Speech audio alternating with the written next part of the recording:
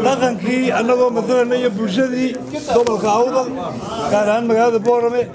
waxaan maanta halkan uga mahadnaqanaa dhammaanba intii maanta gurmadka ka soo qayb gashay oo ugu horeeyo gudoomiyaha xisbiga kulmiye isla markaana musharax madaxweyne iyo wasiirada ay ka tahay Marwar Samsam waxaanu aad iyo aad uga mahadnaqanaa gurmadka ay maanta nala soo gaareen ee dadweynaha shubanku ku dhacay ka soo gaareen waan ka mahad celinaa boqolkiiba boqol baan ka mahad celinaa waxa weeyaan waa arrin weyn oo aad iyo aad aan ugu riyaaqnay in maanta wafdi inta leeg uu soo gurmado dadka dhibaataysan haddaanu bulshadii gobolka nahay waanu ka mahad celinaa waxaanu leenahay jasaakumullah khayr wixii aadna soo gaarsiiseen aad iyo aad baad ugu mahadsantihiin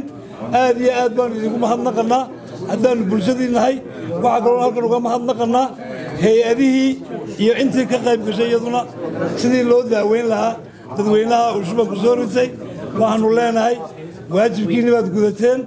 aad iyo aad baad ugu mahadsantihiin annagoo ku hadlana magacii bulshada gobolka waan ka mahad celinaa mar labaad iyo mar saddexaadba ee gudoomiyaha xisbiga kulmiyana waxaanu ugu sheeganaa haddaanu nahay bulshadii gobolka gaar ahaan magaalada Boorama inaad kasbatay dadkii sidii horeba aad ugu kasbatay abaalkaana waanu ku haynaa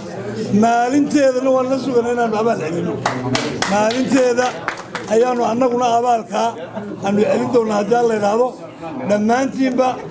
dadka noo soo gurmaday ee dareenka muujiyey waxaanu leenahay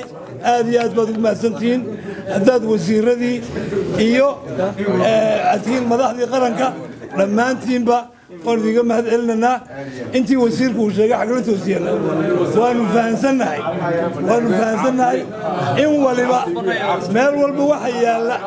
ubaa lagula tacaalaayo loogu gurmadaa waxaanu ka qabnaa ma jirto aad iyo aad baan uga mahad celinaa waqtiga waad mahadsantihiin.